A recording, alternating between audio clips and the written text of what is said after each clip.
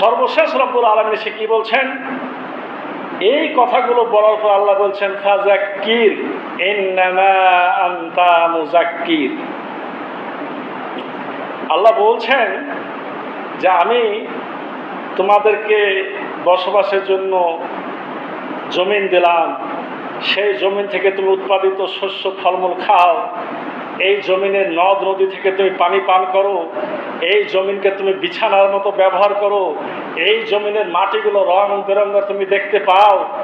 ঠিক একইভাবে তুমি আসমান দেখলে, তুমি পাহাড় দেখলে, তুমি উট প্রাণী দুনিয়ার সমস্ত জীবজন্তু দেখলে, তোমাদেরকে এখন বলছি হে রাসূল, তোমাকেও বলছি ফাযাক্কির, তুমি শুধু মানুষকে উপদেশ দাও। ইন্নামা আনতা মুযাক্কির, তোমার কাজ হলো শুধু উপদেশ দেওয়া, মানে এই বিষয়গুলো বুঝিয়ে বুঝিয়ে তুমি শুধু বলে দাও।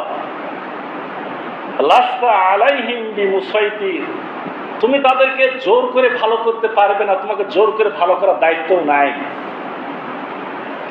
এই আয়াতটি যেহেতু মক্কায় নাজিল, তখন তো জোরের কোনো প্রশ্নই ছিল না। জিহাদের বিষয়টা তো আপনার মদিনাতে যাওয়ার পরে নাজিল হয়েছে।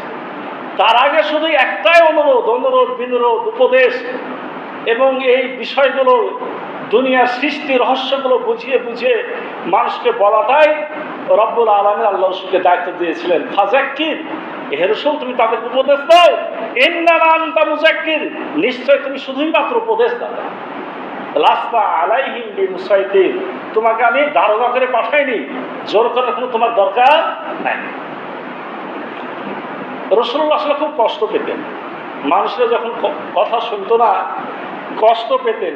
বলতে পারেন যে তার উত্তরে এই কথাগুলো এসেছে যে হে রাসূল, এই যে আমি দুনিয়াতে এত কিছু সৃষ্টি করেছি, এগুলা দেখে দেখে শুধু তুমি উপদেশ দাও, আর তুমি মনে কষ্ট নিও না।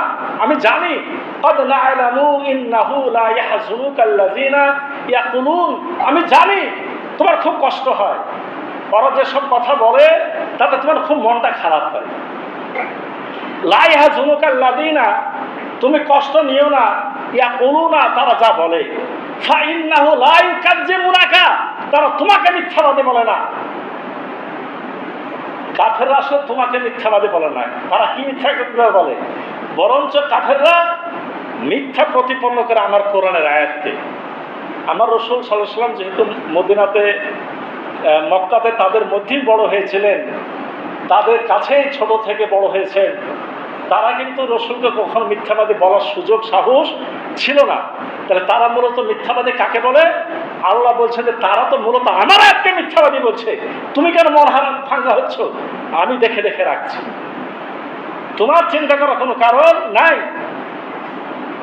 قد نعلم إنه لا يحزنك الذين يقولون فإنه لا يكذبونك ولكن الظالمين بآيات الله يجحدون, তারা মূলত আমার আয়াতকেই অস্বীকার করে, জালেমেরা আমার আয়াতকেই অস্বীকার করে। ওয়ালাকাদ কুযযিবাত রাসূলুম মিন ক্বাবলিকা ফাসাবারু, এর রাসূল তোমার জানা উচিত তোমার আগে আমি অনেক রাসূল পাঠিয়েছি, তারা কি করেছিল? তারা ধৈর্য ধরেছিল। তারাকে মিথ্যাবাদী বলা হয়েছে, তারাও কিন্তু ধৈর্য হারা হয়নি, তারা ধৈর্য ধরেছে। অবুজু হাত্তা আতাহুম নাসরুনা, কতক্ষণ? যতক্ষণ আমার সাহায্য এসে পৌঁছেছে। ওয়ালা মুবাদদিলা লিকালিমাতিল্লাহ, আমার আয়াতের কোনো পরিবর্তন হবে না। যারাই ভালো কাজ করবে তাদেরকে কষ্ট দিবে, এটা আমার একটা নীতি। ওয়ালাকাদ জাআকা মিন নাবাইল মুরসালিন, তোমার কাছে তো অনেক নবী রাসূলের কাহিনী আমি দিয়েছি, কোরআনে তুমি শুনেছো।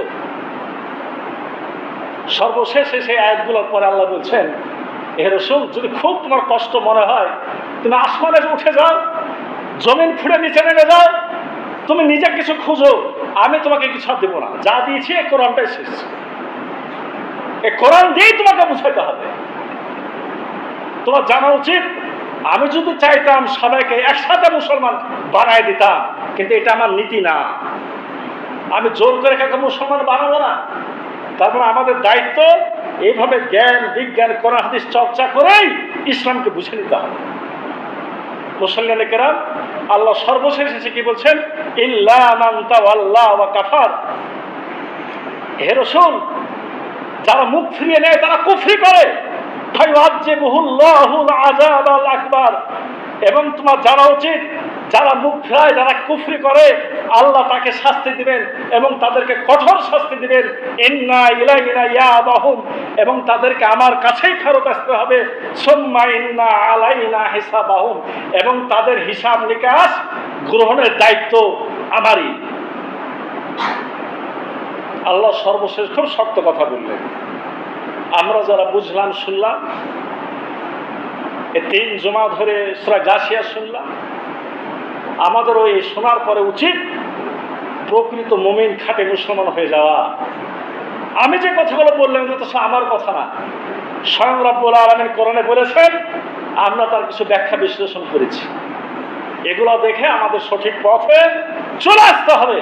যদি না আসি, আল্লাহ শেষে বললেন ছেড়ে দাও, আমার কাছে আসতে হবে, আমি কিন্তু ঠিক হিসাব গ্রহণ করব। রব্বুল আলামিন সূরা গাশিয়ার সঠিক শিক্ষা আমাদের গ্রহণের এবং সে অনুযায়ী আমাদের সঠিকভাবে আমল করে দুনিয়া থেকে সফলতা নিয়ে আখিরাতে পদার্পণ করার তৌফিক দান করুন।